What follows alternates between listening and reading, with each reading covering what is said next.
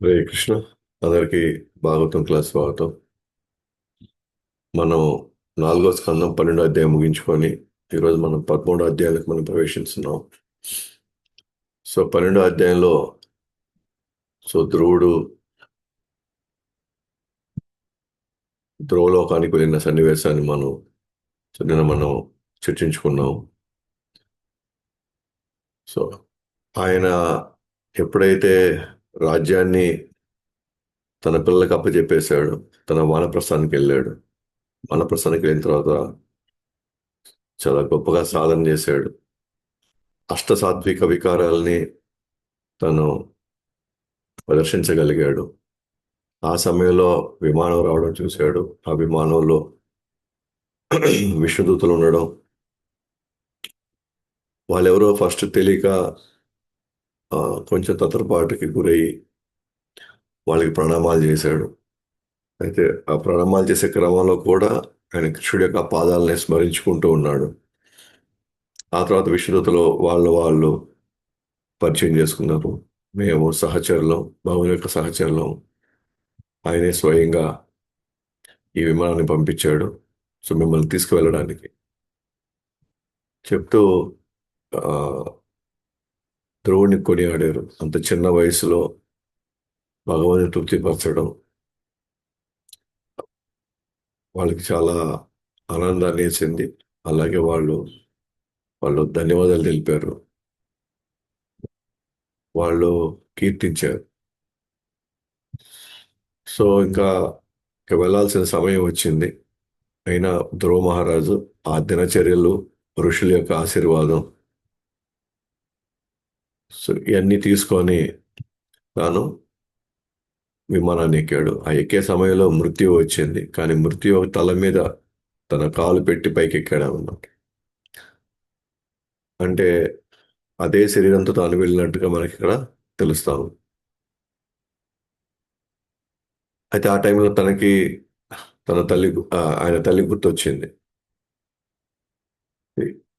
అంటే ఆమె లేకపోతే ఈరోజు అతను వైకుంఠం వెళ్ళడానికి అవకాశమే లేదు. సో ఒకసారి మనకున్న గుణాలు సామాజికంగా మనకి ఆ, కొన్ని ఇబ్బందులు వచ్చినా కూడా, కానీ అవే గుణాలు ఆధ్యాత్మికంగా మనం భగవానుడి కోసం వాడినప్పుడు అదే అవే గుణాలు మనకి ఎనలేనటువంటి కీర్తిని తీసుకొని వస్తాయి. సో తనలో ఆ కోపం, దానివల్ల వచ్చేటువంటి పట్టుదల, ఆ పట్టుదల ఏదైతే సామాజికంగా తాను వేరే ఉమ్, చెడు కోసం వాడుతున్నాడో పట్టుదల, అదే పట్టుదల ఆధ్యాత్మికంగా వాడినప్పుడు తనకి ఈరోజు వైకుంఠం లభించింది.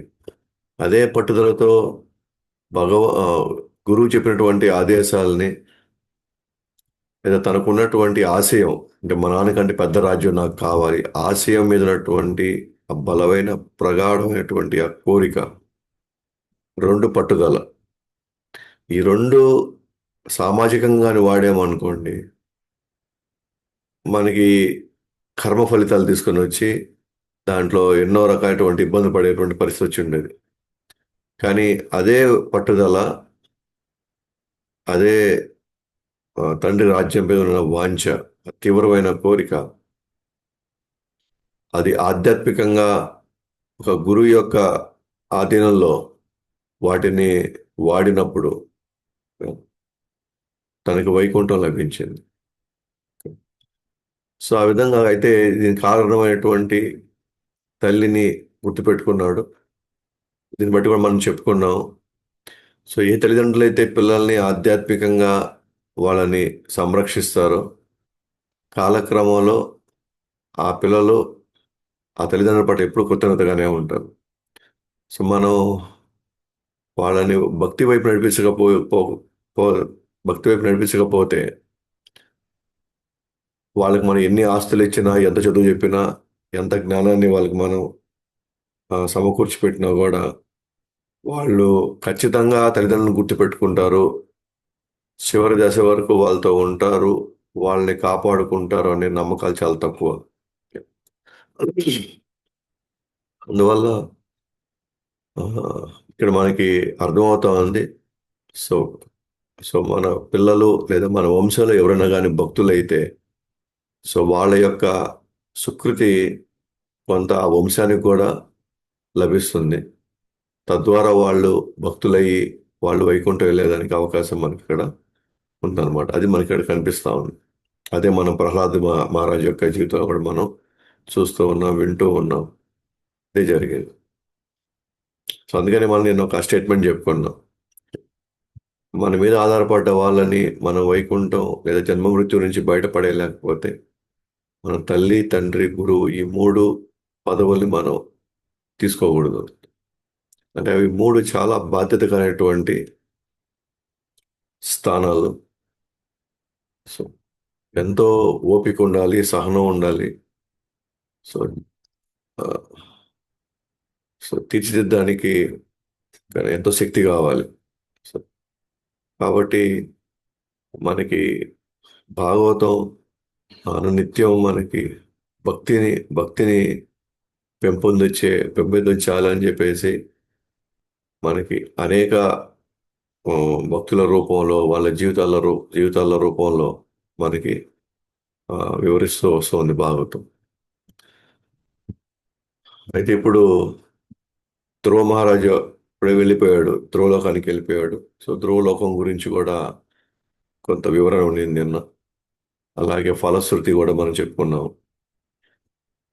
ఇది ఎవరైతే ఈ కథని వింటారో వాళ్ళకి పరిపూర్ణమైనటువంటి శుద్ధ భక్తి వాళ్ళకి లభిస్తుంది అది. సో అప్పుడు ఏదైతే నారదుల వారు స్వయంగా కొనియాడాడో ధ్రువ మహారాజుని, అంత చిన్న వయసులో అంత తక్కువ సమయంలో సో భగవంతుని పొందినటువంటి క్షత్రియులు అసలు ఎవరూ లేరు అని కొనియాడారు. ఎక్కడ కొనియాడారు? ప్రచేతలు నిర్వహించే యజ్ఞంలో నారదుల వారు ధ్రువుడు గురించి చెప్పారు. సో ధ్రువుడు వైకుంఠం వెళ్ళడాన్ని ఎంతో సంతోషించాడు. సో నారదుల వారు తిరుగుతూ ఈ ముల్లోకాలని తిరుగుతూ ఎక్కడెక్కడెల్లా అవకాశం వస్తుందో అక్కడెల్లా కూడా వాళ్ళందరినీ కూడా భక్తుల కింద మార్చి వాళ్ళని వైకుంఠం చేరుస్తూ ఉన్నాడు. అలా ఎన్నో వేల మందిలో ధ్రువుడు ఒకడు. కానీ ధ్రువుడు గురించి ప్రత్యేకంగా కీర్తించారంటే ధ్రువుడు సాధించినటువంటి ఆ ఘనత అది ఇది సామాన్యమైంది కాదు. కాబట్టి గురువులు జనరల్గా శిష్యుల్ని ఎవరిని కీర్తించరు అంత ఈజీగా. కానీ ఇక్కడ సో నారదుల వారు స్వయంగా కీర్తిస్తున్నాడు ప్రచేతలో నిర్వహించే యజ్ఞం. కాబట్టి వెంటనే విదురుడు మైత్రిని అడుగుతానమాట, అసలు ఈ ప్రచేతలు ఎవరు అసలు? ఫస్ట్ టైం నేను వింటున్నాను వాళ్ళ పేర్లు అని వాళ్ళ గురించి విచారణ చేస్తున్నాను అనమాట విదురుడు. సో ధ్రువుడు భగవద్ధామం ప్రయాణం గురించి శ్రవణం చేసిన విదురుడు భక్తి భావనలతో తన్మయత్వం చెందాడు. అంటే ధ్రువుడు వెళ్ళిపోవడం అతను విన్నాడు, వైకుంఠానికి విన్నాడు, ఎంతో ఆనందంతో తన్మయత్వం చెందాడు. మొత్తానికి ఒక జీవుడు ఈ ఈ క్లేశాలన్నీ వదిలి ఈ ఈ ఆసక్తులు ఈ బంధకాలు అన్నీ వదిలి ఆ, ఎంతో ఆ, వినయంతో ఆ, తాను తన యొక్క రాజ్యాన్ని పాలించి నిరంతరం భగవుడి యొక్క స్మరణలో తన ప్రజల్ని చూసుకుంటూ అంతిమంగా వైకుంఠం వెళ్ళడం అనేది ఇవన్నీ వింటున్నాడు అనమాట. విదురుడు వింటూ ఉంటే తనలో కూడా కొన్ని భక్తి భావనలు, కొన్ని ఎమోషన్స్ అక్కడ ఉత్పన్నమయ్యాయి అన్నమాట. ఉత్పన్నమయ్యి ఆనందంలో తన్మయత్వం చెందాడు. సో ధ్రువుడు గురించి ఇంకా వినాలి, ఇంకా వినాలి అని తనలో తపన ఉండడం అది చాలా చాలా సంతోషకరమైన విషయం అన్నమాట. అంటే భక్తిలో ఇంకోరు ఎదుగుతూ ఉంటే మనకి ఆనందం వేయాలి. ఇంకోరు ముందుకు వెళ్తూ ఉంటే మనం వాళ్ళకి సహకారం తోడ్పాటు అందించాలి మనం. అలా మనం వాళ్ళకి తోడ్పాటు అందించడంలో భగవంతుడు మన భక్తిని కూడా పెంచుతాడు, మన భక్తిని కూడా కాపాడుతాడు. అయితే భౌతిక భావంలో మనం పెరిగిన విధానం మనకి ఒక్కోసారి ఈర్ష్య, ఒక్కోసారి వాళ్ళ ద్వేషం, మనకంటే వాళ్ళు ఎదగడం చూసి, వాళ్ళకి పేరు రావడం చూసి మన కొద్దిగా వాళ్ళ పట్ల మనకి కొంచెం ఆ, ఓర్వలేనితనం. సో ఇవన్నీ మనకి రావడం అనేది సహజం ఇప్పుడు పరిస్థితుల్లో. కానీ భక్తులు ఎదిగిన వాళ్ళు, అరే మేం చేయలేకపోయాం కానీ తను అందుకున్నాడు, తను చేశాడు, అవకాశం ఉంటే ఇంకా మనం తను ఎదగడానికి మనం ప్రయత్నించాలి, మనం ఎంతో కొంత దోహదపడాలి అని ఈ ఆలోచనలు కానీ వచ్చి ఆ భావంతో మనం చేసినట్లయితే భగవంతుడు ఇంకా ఇంకా మనకి భక్తులు ఎదగడానికి కావాల్సినటువంటి అవకాశాలు, పరిస్థితులు ఇంకా ఎక్కువ కల్పిస్తాడు అనమాట. అందుకని ఇక్కడ మనం భాగవతంలో చూస్తే భక్తులంతా కూడా ఇతరులు ముందుకెళ్తూ ఉంటే వాళ్ళ వాళ్ళ గురించి విని సంతోషిస్తారు, వాళ్ళు చేతనైంది వాళ్ళు చేస్తారు, వాళ్ళకి ఏదైనా అవసరమైతే వీళ్ళు ఆ తోడ్పాటు అందించి వీళ్ళు ఎంతో సంతోషపడతారు అనమాట. అందుకని ఇక్కడ మనం చూస్తున్న విదురుడు, ధ్రువ మహారాజు వెళ్ళిపోతారే ఇంత చిన్న వయసులో కొట్టేశాడు, నేను ఇంత భక్తుడే, నేను ఇక్కడే ఉండిపోయానే, నేను నేను సాక్షాత్తు కృష్ణుడితో నాకు ఉన్న సాంగత్యంతో ఆ, నేను ఇన్ని సంవత్సరాలు ఇప్పటినే వెళ్ళిపోవాలి కదా, నేను ఇక్కడే ఉన్నానే, ధ్రువుడు ఎట్లా వెళ్ళిపోయాడు, ఎక్కడ ఏం లేదు. వాస్తవానికి ఆ, ఇక్కడ ఈ జీవితంలో ఆ, ఆధ్యాత్మికంగా ఉన్న వ్యక్తులు వయసుతో సంబంధం లేదు. ఇంత చిన్న వయసులో ఇంత తక్కువ సమయంలో అది ఎలా జరుగుతుంది?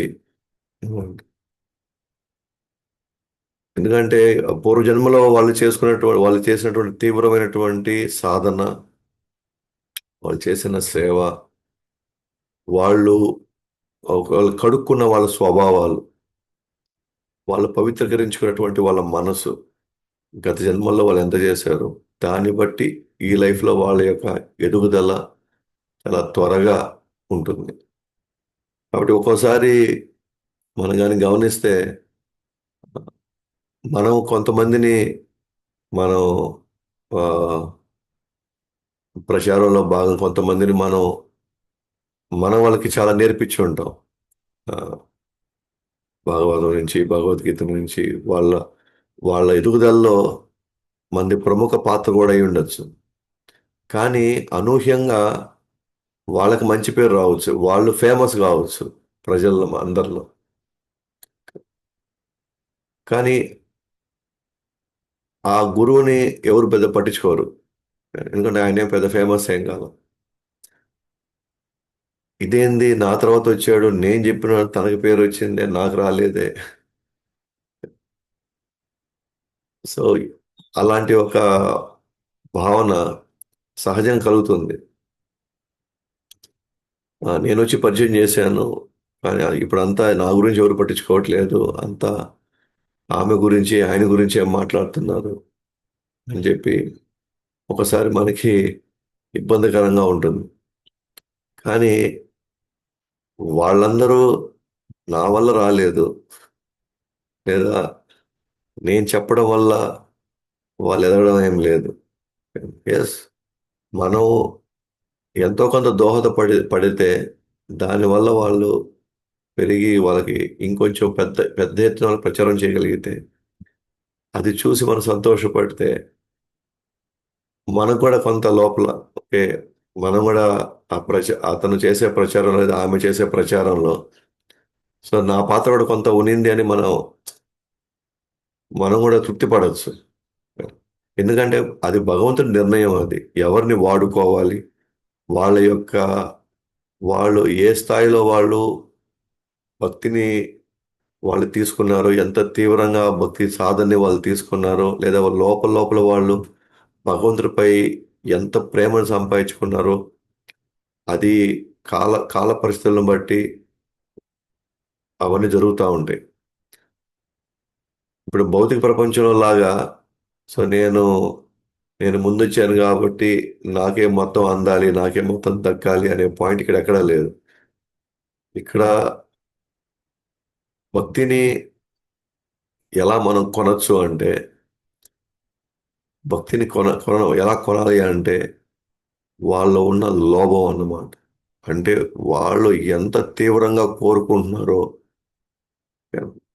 భగవంతుణ్ణి, ఎట్ ఎంత తీవ్రంగా వాళ్ళు భగవంతుని ఎట్టి పరిస్థితుల్లో నేను భగవంతుని దర్శించాల్సిందే, భగవంతుడిని నేను సాక్షాత్కరించుకోవాల్సిందని ఆ లోభం చేశారు. లోభం అంటే నెగిటివ్ సెన్స్లో, అసలు లోభం అంటే అంటే మొత్తం నాకే కావాలి అన్నట్టుగా. ఇక్కడ కూడా లోభం, భక్తి విషయంలో లోభం ఉండాలి. అంటే ఎట్లా, ఎట్టి పరిస్థితుల్లో నేను భగవంతుడిని ఈ జన్మలోనే నేను దర్శించాల్సిందే. ఆ తీవ్రమైన లోభమే ఇక్కడ మనం మనం చేసే ఖర్చు అన్నమాట. మనం అది ఖర్చు పెట్టాలి. దాంతో భగవంతుడు వశం అవుతాడు.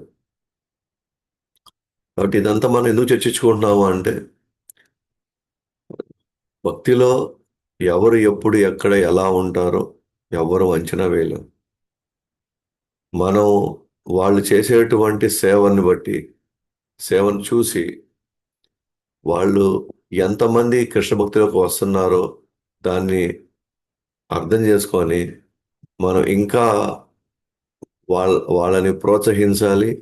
అండ్ వాళ్ళు చేసేటువంటి కార్యాలు చూసి మనం ఆనందపడాలి, తృప్తిపడాలి. సరే, భగవంతుడు వాళ్ళ దగ్గర చేయించుకుంటున్నాడు, ఇంకా చాలా సంతోషం. వాళ్ళ వల్ల చాలా మంది బంధ విముక్తులు అవుతున్నారు అని చెప్పి మనం చాలా చాలా సంతోషపడాలి. కాబట్టి అసలు అప్పుడు విదురుడు అడుగుతున్నాడు, ఈ ప్రచేతలు ఎవరు అసలు అంటే, ప్రచేతలు నిర్వహించే యజ్ఞంలో నారదుల వారు ధ్రువుణ్ణి కీర్తిస్తుంటే అసలు ఈ ప్రచేతలు ఎవరు? వాళ్ళ గురించి నేను ఎప్పుడు వినలేదే. వాళ్ళ గురించి అసలు వీళ్ళు ఏ కుటుంబానికి చెందిన వాళ్ళు, అంటే ఏ వంశానికి చెందిన వాళ్ళు వీళ్ళు? అంటే నారదుల వారు వాళ్ళకి సాంగత్యం ఇస్తున్నాడు అంటే వాళ్ళు చాలా గొప్ప వాళ్ళు అయి ఉండాలి ఖచ్చితంగా. వాళ్ళ యజ్ఞాన నిర్వహణలో ఈయన ఉన్నాడు అని అంటే ఖచ్చితంగా వాళ్ళు భక్తులు అయి ఉండాలి వాళ్ళు. కానీ ఎవరు వాళ్ళు, ఎక్కడి నుంచి వచ్చారు అని అడుగుతున్నాడు.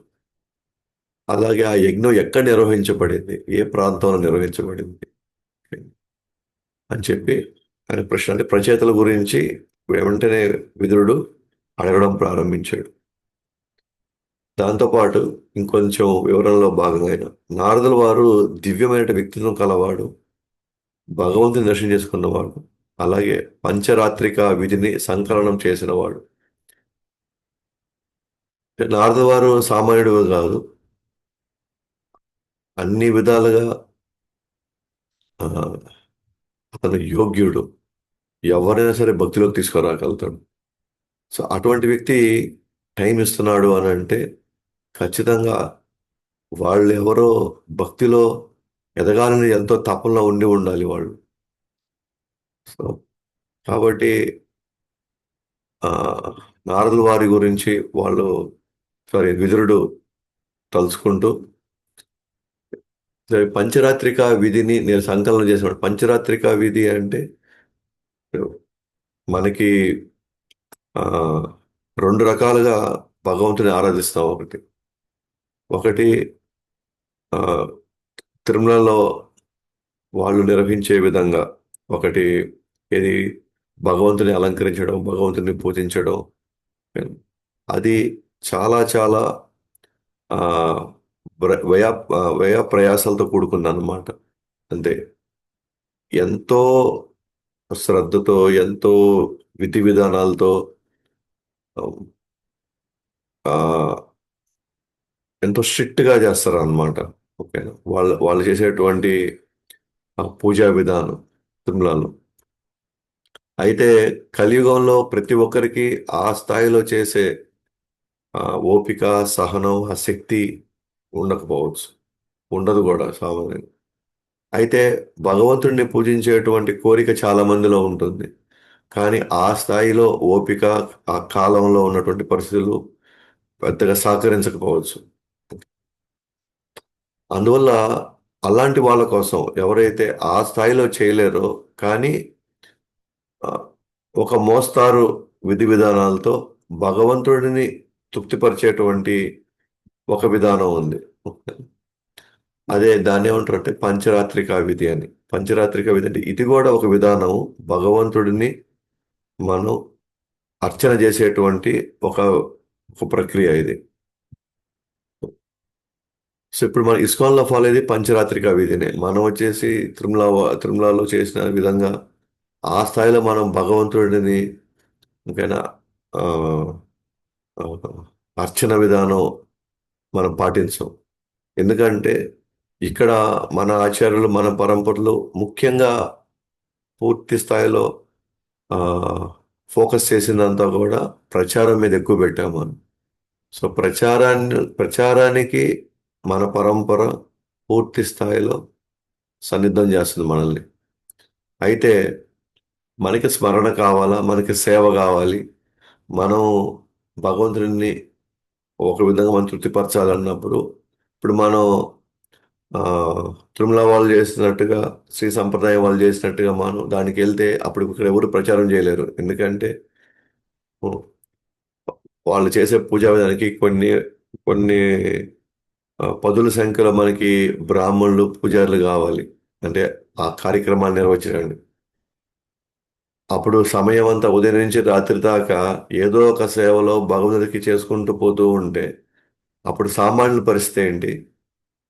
సో వాళ్ళు ఏ విధంగా ఇక్కడి నుంచి వాళ్ళు బంధ విముక్తులై వాళ్ళు భగవంతుని ఏ విధంగా చేరుకోగలుగుతారు? ఏదో ఒక విధంగా మనం భగవన్నామానికి వాళ్ళకి చేర్చాలంటే అప్పుడు ఎంత మినిమం ఫాలో అవ్వాలో మనం ఎంత మినిమం ఫాలో అవ్వాలో అర్చన విధానంలో అంటే ఇబ్బందికర అంటే మరీ లో స్టాండర్డ్స్ కాకుండా ఎంతవరకు మనం చేస్తే భగవంతుడికి మనం ఆ, మన యొక్క మనం చేసేటువంటి సేవ ఆయన తృప్తి పడతాడో అంతవరకు ఆ, మనం చేస్తే సరిపోతుంది అనే భావంలో ఈ పంచరాత్రిక విధిని మనం మనం ఫాలో అవుతున్నాం అనమాట. ఉదాహరణకి సో బాగా చదువుకొని మంచి తెలివితేటలు ఉండేవాళ్ళు వాళ్ళకి అన్ని వసతులు ఉంటే వాళ్ళకి ఎస్ఎస్సి బోర్డు ఉంది, లేదా ఐసిఎస్సి బోర్డు ఉంది, లేకపోతే సిబిఎస్ఈ బోర్డు ఉంది. అంటే అది ఎంతో విధి విధి నియమాలతో అక్కడ చదువులు ఎగ్జామ్స్ వాళ్ళకి వర్క్ షీట్స్ హోంవర్క్స్ అన్నీ ఇస్తారు. కానీ అందరికీ ఆ వసతి లేదు. అందరికీ ఒక్కోసారి వాళ్ళ ఆర్థిక పరిస్థితులు సరిగ్గా ఉండవు. సో లేకపోతే వాళ్ళు ఎక్కడో పనులకు వెళ్ళాలి. కానీ అట్ ద సేమ్ టైం వాళ్ళు కూడా అరే మనం కూడా 10వ తరగతి చదవాలి, మనం కూడా డిగ్రీ చేయాలి, ఎంతో కొంత చదువుకుంటే మంచిది. కానీ వాళ్ళకి విధి ప్రకారంగా స్కూల్కి వెళ్ళి చదువుకొని సాయంత్రాలు ఆడుకొని ఆ వసతి వాళ్ళ దగ్గర లేదు. కానీ కొంతమందికి చదువుకోవాలని తప్ప ఉంటుంది. సో అలాంటి వాళ్ళకి మనం ఏం చేస్తున్నారు, వాళ్ళు డిస్టెన్స్ ఎడ్యుకేషన్ ఇస్తున్నారు. డిస్టెన్స్ ఎడ్యుకేషన్ ఎందుకు ఇస్తున్నారు అంటే మనం పని చేసుకుంటూ ఆ స్థాయిలో కాకపోయినా కనీసం ఈ మాత్రం చదివితే కొంత పరిజ్ఞానం ఈ పరిజ్ఞానం సరిపోతుందిలే వీళ్ళకి అని గవర్నమెంట్ ఏం చేస్తుంది, ఒక సిలబస్ని ఫ్రేమ్ చేస్తుంది. వాళ్ళు కూడా డిస్టెన్స్ ఎడ్యుకేషన్లో చదువుకొని వాళ్ళు కూడా డిగ్రీలు తెచ్చుకుంటున్నారు. అదే విధంగానే ఆ, ఈ పంచరాత్రిక విధి ఎలాంటిదంటే ఆ డిస్టెన్స్ ఎడ్యుకేషన్ లాంటిది అనమాట. మినిమం ఇది ఉంటే భగవంతుడిని తృప్తిపరిచినటువంటి సేవ సేవగా పరిగణించబడుతుంది అది. కాబట్టి మనం పెద్దపీట వేసేది ప్రచారానికి కాబట్టి. కానీ ఈ నవవిధ భక్తిలో మనం చేసే ఈ భక్తి ప్రక్రియలో అర్చనం కూడా ఒక ప్రముఖమైనటువంటి ఆ, విధి అది. కాబట్టి ఆ భగవంతుడిని స్మరించుకోవడంలో భగవంతుని తలుచుకోవడంలో సేవ చేయడంలో మనకి భగవాని విగ్రహారాధన ఎంతో దోహదపడుతుంది. అందువల్ల ఆ పంచరాత్రిక విధిని ఆ సంకలనం చేసింది మన మన నారదుల వారు అనమాట. కాబట్టి నారదుల వారు వారి యజ్ఞంలో ధ్రువుడిని కీర్తించినందుకు వారి గురించి వాళ్ళ గురించి తెలుసుకోవాలనే ఆతృత ఉన్నది. కాబట్టి ఆ యజ్ఞంలో నారదుల వారు ధ్రువుని కీర్తించారు. అప్పుడు ఎవరు వాళ్ళు అని వాళ్ళ గురించి తెలుసుకోవాలని నాలో ఆతృత పెరుగుతుంది పెరిగింది అని విదురుడు మైత్రేయుడితో అంటున్నాడు అనమాట. దయచేసి నాకు నాకు ఆ ప్రచేతల గురించి నాకు వివరించండి అని చెప్పి వివరిస్తున్నాడు. అయితే మైత్రేయుడు వెంటనే, ఓ, ప్రచేతల గురించి అడుగుతున్నారా? అయితే ప్రచేతలు వీళ్ళెవరు అంటే ధ్రువుడు వంశంలో వచ్చినటువంటి ఒక వీళ్ళు నెక్స్ట్ తరం వాళ్ళు. వీళ్ళు ధ్రువుడి యొక్క ఆ, వంశంలో వచ్చిన వాళ్ళు వీళ్ళు. అంటే మనకి ఏం అర్థం అవుతుందంటే ధ్రువుడు వెళ్ళినటువంటి వైకుంఠము ఒక సమయంలో జరిగింది.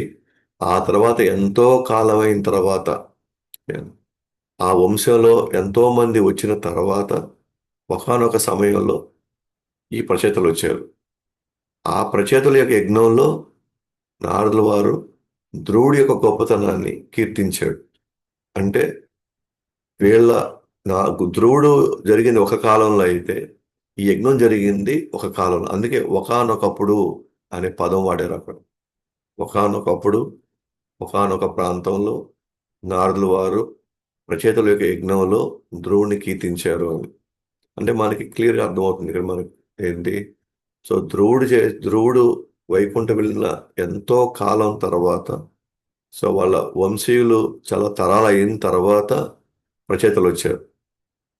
సో ఈ రచయితలు యజ్ఞంలో అక్కడ కూడా నారదుల వారు వాళ్ళకి ఒక ఉదాహరణగా ఇస్తూ కొంతమంది గొప్ప భక్తుల గురించి ఆయన మాట్లాడుతూ ధ్రువుడు గురించి ఆయన కీర్తించాడు అనమాట. అంటే అప్పుడు మైత్రేయుడు అనుకున్నాడు, ఓకే, ఇప్పుడు మనం ప్రజల గురించి చెప్పాలంటే ఆ వంశంలో వచ్చిన వాళ్ళ గురించి చెప్పాలి.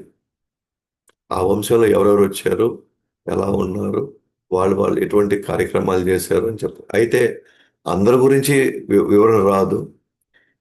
ఎక్కడెక్కడ ఏ సన్నివేశాల్లో అయితే భగవంతుడి యొక్క కీర్తించబడి ఉంటాడో, లేదా భగవంతుడు కొన్ని లీలలు చేస్తుంటారో అటువంటి ఆ వంశంలో ఉన్న కొంతమంది గురించి మాత్రమే మనకి వివరణ వస్తుంది.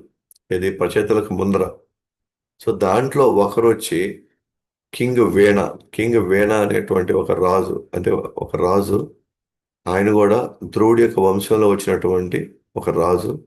సో ఆయన గురించి ఇప్పుడు వివరణ ఇస్తాను అనమాట.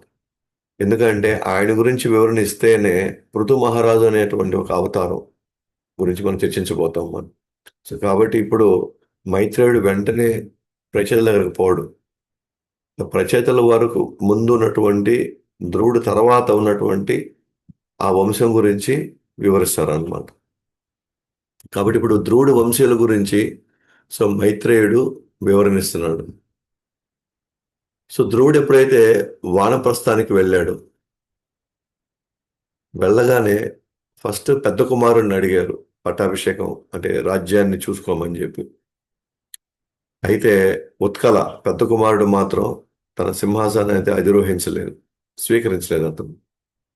ఎందుకంటే ఉత్కల ఆత్మసాక్షాత్కారం యొక్క సాధనలో నిమగ్నమై ఉన్నాడు. సో సాధారణంగా వాళ్ళు ఎవరైతే ఆ, ఆధ్యాత్మికమైనటువంటి భావనలు ఉంటాయో మ్యాక్సిమం వాళ్ళు ఆ, ఈ రాజ్యాలను స్వీకరించడం అనేది వాళ్ళు ఒక మాయగా పరిగణిస్తారు వాళ్ళు. లేదా అది మన టైం వేస్ట్ అదంతా. దానివల్ల మనం ఇంకా ఇంకా మనం మళ్ళీ బంధకాల్లో వెళ్తాం అనే భావనలో వాళ్ళు ఉంటారు. అందుకని ఉత్కల యొక్క గుణాలు కానీ చూస్తే అతను శాంతపరుడు, అనాసక్తి, దేని మీద ఆసక్తి లేదు, సమదర్శి, అందరినీ సమంగా చూస్తారు, జీవుల్లో భగవంతుడిని మరియు భగవంతుడిలో జీవుల్ని దర్శించుచున్నాడు నిరంతరం, మరియు అష్టాంగ యోగంతో భగవంతుని సాక్షాత్కారం పొందాడు. అంటే ఇవన్నీ కానీ మనం గమనిస్తే ఇతను కొంచెం ఆధ్యాత్మికవేత్తలా కనబడుతున్నాడు, ఒక భక్తుడిలా కనబడుతున్నాడు. సో ఇతను ఒక సాధు స్వభావిగా కనబడుతున్నాడు. నిరంతరం భగవంతుని దర్శించుకునేవాడు అంత ఈజీగా రాజ్యాన్ని వెళ్ళలేడు. ఎందుకంటే రాజ్యాన్ని వెళ్ళాలంటే అందరిని వాటిగా చూడకూడదు, దొంగల్ని వేరుగా చూడాలా, సాధువులు వేరుగా చూడాలి. అప్పుడే సరైనటువంటి దండనలు విధించగలుగుతాడు. అందరినీ ఒకటిగా చూస్తే అక్కడ ఆ, మూర్ఖులు, తర్వాత దుండగులు, ఆ తర్వాత ఈ దౌర్జన్యాలు చేసేవాళ్ళు, వాళ్ళు పేటరేగిపోతారు వాళ్ళు. కాబట్టి బ్రాహ్మణులు స్వభా సమదర్శిగా ఉండొచ్చు, ఎందుకంటే వాళ్ళు అందరినీ సమానంగా చూసి అందరికీ సమానంగా విద్య ఇవ్వాలి. కానీ రాజులు సమదర్శిగా ఉండకూడదు. ఎవరెవరు స్థితి స్థాయిని బట్టి వాళ్ళని ఆ స్థానాల్లో వాళ్ళని చూసి వాళ్ళ సరైనటువంటి విధానంలో వాళ్ళని ట్రీట్ చేయాలి వాళ్ళని. కాబట్టి కానీ అందరూ ఏమనుకునే వాళ్ళు అంటే చుట్టూ ఉన్న జనాలు, ఆ ప్రజలు, ఆ రాజ్యంలో ప్రజలు లేదా మంత్రులు అంత ఏమనుకునే వాళ్ళు అంటే ఈ ఉత్కల మందబుద్ధుడు, పిచ్చివాడు, మూర్ఖుడుగా సామాన్లు భావించడంతో మంత్రులు వత్సరను రాజుగా పట్టాభిషేకం చేశారు. వత్సర అంటే ఇంకొక పుత్రుడు, ఇంకొక పుత్రుడు. ఎందుకంటే ఇతను పనికి రాడు రాజ్యం వెళ్ళడం. ఎందుకంటే ఈ గుణాలు ఉంటే రాజ్యం వెళ్ళడం చాలా కష్టం అని మనకు కూడా తెలిసిందే కదా. ఎవరైతే ఆధ్యాత్మికంగా సాధన చేస్తూ వాళ్ళు ఆ, భౌతిక ప్రపంచంలో ఉన్న స్థానాల కోసం వాళ్ళు పోటీ పడకుండా వాళ్ళు ఒక ఒక ప్రత్యేకమైన జీవన విధానాన్ని ఫాలో అయితే మిగతా వాళ్ళంతా వాళ్ళని హేళన చేయడం, వాళ్ళని తక్కువగా చూడడం, వాళ్ళని పట్టించుకోకుండా ఉండడం అనేది అది సహజం. అది సో అది మనకేం కొత్త ఏం కాదు. అది ఇప్పుడు మనం మాత్రమే దాన్ని అనుభవిస్తుంది ఏం లేదు. ఇది అనాది కాలం నుంచి ప్రపంచం అంతా అస్థిరమైనటువంటి లక్ష్యాల కోసం పరిగిస్తూ ఉన్నారు. కానీ కొందరు మాత్రమే శాశ్వతమైనటువంటి ఆధ్యాత్మిక లక్ష్యాల కోసం వాళ్ళు జీవితాన్ని పణంగా పెడుతున్నారు. కాబట్టి మిగతా వాళ్ళకి ఉత్కల మందబుద్ధుడిగాను మూర్ఖుడిగా అనిపిస్తున్నాడు. కాబట్టి ఇంకా మంత్రులు ఇంకా నిర్ణయం తీసుకోవాల్సి వచ్చింది. సరే, ఇంకా ఉత్కలని మనం రాజు చేయడం అనవసరం ఇంకా. కాబట్టి మనం వత్సలను రాజుగా చేద్దామని చెప్పేసి వాళ్ళు పట్టాభిషేకం చేశారు. అయితే ఆ క్రమంలో చాలా చాలా మంది వంశీయులు, అంటే చాలా మంది, చాలా తరాలు, సో అక్కడ అప్పుడున్నటువంటి రాజులు ఎవరెవరిని పెళ్లి చేసుకున్నారు అవన్నీ ఇప్పుడు మనకు లిస్ట్ ఇస్తారనమాట. వత్సరా వచ్చి స్వర్వీతి స్వర్వీతి ఆ, ఆమెతో పెళ్ళయింది. వాళ్ళకు కూడా కొంత కొంత సంతానం పేర్లని నేను రాయలేదు. మీరు బుక్లో భాగవతంలో మీకు వాళ్ళ పేర్లన్నీ కూడా ఉంటాయి. అతనే పుష్పార్ణ, ప్రభ, దోష అని ఇద్దరిని పెళ్లి చేసుకున్నాడు. తర్వాత తండ్రి, తర్వాత కుమారుడు, ఆ కుమారుడు తండ్రి, మళ్ళీ కుమారుడు, అట్లా ఈ వంశంలో ఉన్నటువంటి ఆ, తండ్రి తల్లిదండ్రులు, మళ్ళీ వాళ్ళ పుత్రులు, తల్లిదండ్రులు, వాళ్ళ పుత్రులు, ఈ విధంగా వస్తుంది అనమాట ఇదంతా. వ్యస్త, పుష్కరిణి, సర్వతేజ, ఆకుతి, చక్షుష, నద్వల, ఉల్మూక, పుష్కరిణి. సో వీళ్ళంతా కూడా వీళ్ళకి కూడా వీళ్ళకి సంతానం ఉంది. వీళ్ళందరికీ కూడా వీళ్ళందరూ తర్వాత తరాన్ని రాజులు చేసుకుంటూ వస్తూ వచ్చారు. అయితే ఒక్క దగ్గర వచ్చి ఆగిందనమాట. ఎక్కడంటే అంగరాజు. సో అంగ మహారాజు ఈయన సునీతిని పెళ్లి చేసుకున్నాడు. సునీతని పెళ్లి చేసుకున్నాడు ఇక్కడ. సో సునీతి వచ్చి ధ్రువ మహారాజు యొక్క తల్లి. ఈయన సునీతని పెళ్లి చేసుకున్నాడు. వాళ్ళకి పుట్టినటువంటి కుమారుడు పేరు వేణ. వేణ. ఆ వేణాకి ఉండేదంతా వంకర బుద్ధి, వక్ర బుద్ధి అన్నమాట. అంటే ఆ వంశంలో ఒక విధంగా చెప్పండి చెడబుట్టాడు అనమాట. ఏమాత్రం కొద్ది కూడా ఆ, ఒక ఒక నాగరికుడికి ఉండాల్సినటువంటి, అంటే భక్తుడి సంగతి పక్కన పెట్టండి, కనీసం నాగరికుడికి ఉండాల్సినటువంటి కనీస ప్రవర్తన అతనిలో లేదన్నమాట. అతను అంత ఆ, ఆ, భయంకరమైనటువంటి చెడు చెడు వ్యక్తి అన్నమాట వేణ. అయితే ఈ అంగమహారాజు తన కుమారుడైనటువంటి వేణ యొక్క చెడు ప్రవర్తన చూసి విరక్తి చెంది ఇల్లు వదిలిపోయాడు. రాజ్యాన్ని వదిలేసి వెళ్ళిపోయాడు. అంటే ఒక రాజు తన కుమారుని కంట్రోల్ చేయలేక ఆ కుమారుడు చేసేటువంటి దాష్టికాలకి ఏమాత్రం ఇంకా అతని దగ్గర పరిష్కారం లేక, ఎవరికి సమాధానం చెప్పలేక, సో ఆ, ఇల్లు వదిలి లేదా రాజ్యం వదిలి వెళ్ళిపోయాడు అనమాట. అది ఘన చరిత్ర అనమాట వేణ. ఈ వేణ అనే అతను ధ్రువ మహారాజు యొక్క వంశంలో పుట్టినటువంటి ఒక వ్యక్తి అతను. సో ఇది బ్రీఫ్గా మన మైత్రేయుడు చెప్తున్నాడు అనమాట. మైత్రేయుడు చెప్తూ ఉన్నాడు. అయితే ఈ వీణ యొక్క దాష్టికాలు ఆ తండ్రి భరించలేక తాను ఇక్కడి నుంచి వెళ్ళిపోయినప్పుడు, రాజ్యం వదిలి వెళ్ళిపోయిన తర్వాత ఆ కోపగ్రస్తమైనటువంటి ఋషులు, ఆ ఆ ప్రాంతంలో ఆ టైంలో ఉన్న ఋషులు వీణను శపించడం జరిగింది. శపించాడు. ఆ శపించడంతో వెంటనే అతను మరణించాడు. సో మరణించాడు. అప్పుడు ఆ సమయంలో ఏం జరిగింది, వీణ చనిపోయాడు, ఇంక వేరే రాజు ఎవరు లేరు. అప్పుడు ఈ బందిపోట్లు, దొంగలు వీళ్ళంతా పెరిగి ప్రజల్ని చాలా ఇబ్బందులు పెడుతున్నారు అన్నమాట. ఆ ఆ ప్రజలు చాలా ఇబ్బంది పడ్డారు. ఆ పరిస్థితి చూసి ఇంకే మళ్ళీ రాజు కావాలి. కానీ ఆ సమయంలో యోగ్యులైనటువంటి అర్హులైనటువంటి రాజులు ఎవరు అక్కడ ఆ సమయంలో లేరు. ఆ సమయంలో అప్పుడు ఆ ఋషులు ఏం చేశారంటే, ఆ ఏదైతే వీణ శరీరం ఉందో ఆ శరీరంలో ఉన్న ముఖ్యంగా కుడి చేయిని ఆ, మందనం చేశారు. అంటే తిప్పడం చేశారు అనమాట. తిప్పారు అనమాట. ఆ చైన్ని తిప్పుతూ ఉన్నారు వాళ్ళు. తిప్పుడు ఉండడంతో ఆయన శరీరంలో నుంచి అవును, నారాయణులో భాగమైనటువంటి నారాయణుడి యొక్క ఒక అంశావతారమైనటువంటి పృథు మహారాజు అవతరించాడు. ఆ వీణ అనే శరీరం నుంచి అవతరించాడు. భగవంతుడు ఎప్పుడు ఎక్కడ ఎవరి నుంచి అవతరిస్తాడో అది ఆయన ఇష్టం అన్నమాట.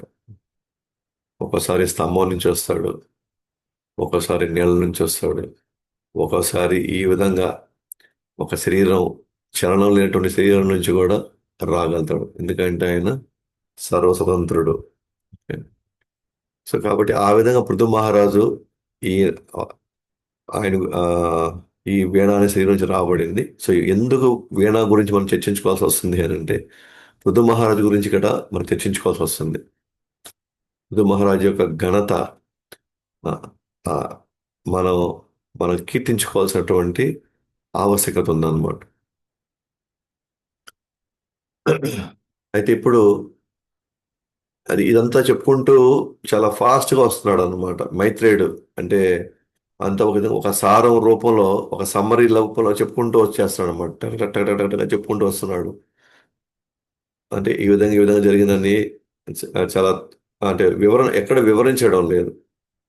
చాలా త్వరగా ఆ, వీణా దగ్గరకు వచ్చేసి టక్కన పృథు మహారాజు అతని శరీరం నుంచి ఉద్భవించాడు అని చెప్పడం జరిగింది. అయితే అక్కడ విదురుడు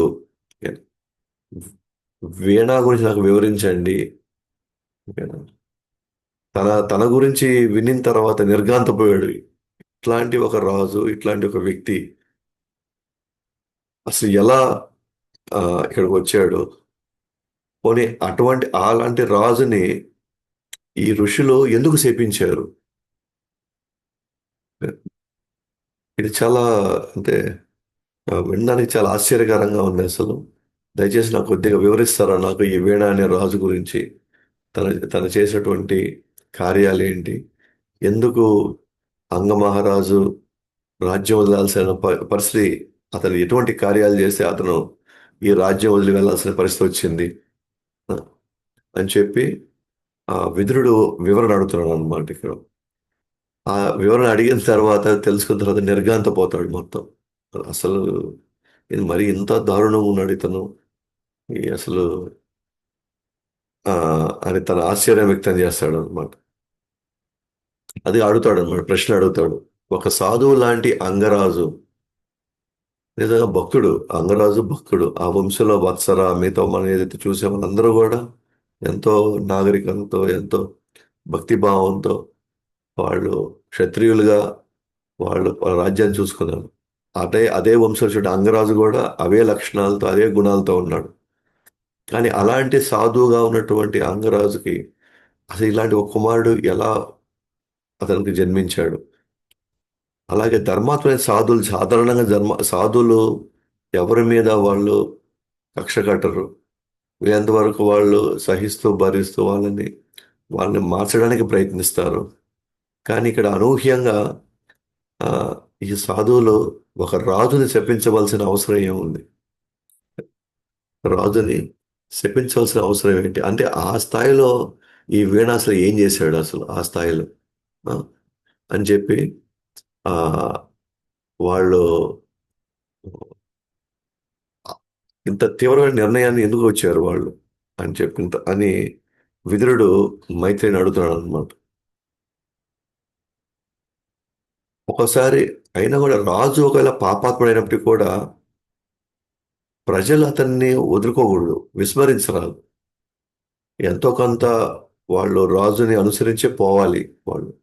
కానీ ప్రజలు అంత తీవ్రంగా వ్యతిరేకించి ప్రజలు కూడా వీడు చచ్చిపోతే బాగున్ను అని ఆ స్థాయిలో వ్యతిరేకతని ఎందుకు వాళ్ళు అతను పెంచుకున్నాడు, లేదా అతని కార్యాలు ఏ విధంగా వీళ్ళని ఇబ్బంది పెట్టాయి?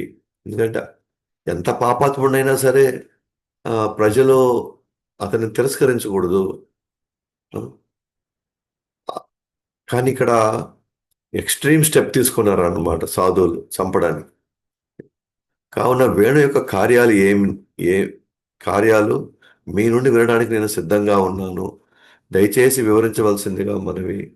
సో విదురుడు ఇక్కడ మైత్రేయుడిని ఆ, ఆ, వేడుకుంటున్నాడు అనమాట. దయచేసి ఆ వీణ యొక్క ఆ, కార్యాలు ఏంటి, అతని ప్రవర్తన ఏంటి, దయచేసి అతని జీవితంలో జరిగినటువంటి సంఘటనలు కొద్ది నాకు వివరంగా చెప్పండి, నేను వినడానికి నేను సిద్ధంగా ఉన్నాను. సో దయచేసి ఈ కోరికని మీరు నెరవేర్చాలి అనే భావంలో విదురుడు మైత్రిని అడుగుతున్నాడు అనమాట. సో ఆ, ధ్రువ మహారాజు వెళ్ళిన తర్వాత సో మనం చూసే ఉత్కల కంప్లీట్గా అతను ఆధ్యాత్మిక జీవితం వైపు తన యొక్క గమ్యాన్ని చూసుకుంటున్నాడు కాబట్టి అతను రాజుగా నెక్స్ట్ తను స్వీకరించలేదు రాజ్యాన్ని. తర్వాత ఉన్న మంత్రులు నెక్స్ట్ వత్సరాకి ఇచ్చాడు. ఆ వత్సర తర్వాత ఆ, అనేక మంది అనేక తరాల తర్వాత అంగరాజు వస్తాడు. కానీ అంగరాజు తన కుమారుడి వేణ ఆ దాష్టికాలు ఆ దౌర్జన్యాలు చూసి అంగరాజే ఏం చేయలేని పరిస్థితిలో రాత్రికి ఇంటి నుంచి పారిపోవడం, అలాగే సాధువులు తను శపించడం, ఆ శరీరం నుంచే పృథు మహారాజు ఆవిర్భవించడం మనం చర్చించుకున్నాము. సో తర్వాత విదురుడు ఆశ్చర్యపోతున్నాడు. అసలు అసలు ఇలాంటి వ్యక్తి అసలు ఎలా జన్మించాడు సాధువు లాంటి మన అంగరాజు నుంచి? అలాగే ఎంతైనా కూడా సాధువులు ఆ, అసలు చెప్పించవలసిన అవసరం ఎందుకు వచ్చింది? ప్రజలు ఎంత పాపాత్ముడైనా సరే ఆయన్ని విస్మరించరాదు. అలాంటిది ఇక్కడ వాళ్ళు సంతోషాలు వ్యక్తం చేస్తారు రాజు చచ్చిపోవడంతో. సో దయచేసి ఇవన్నీ నాకు వివరించండి అని చెప్పి సో విదురుడు మన మైత్రిని అడగడం జరిగింది.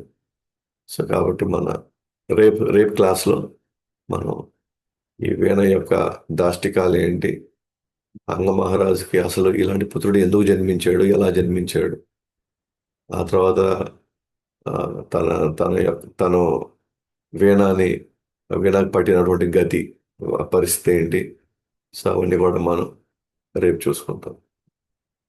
గ్రంథరాజ్ శ్రీమద్ భాగవతం की जय, जगद्गुरु श्रील प्रभुपाद की जय, अनंत कोटि वैष्णव की जय, टागोर प्रेम।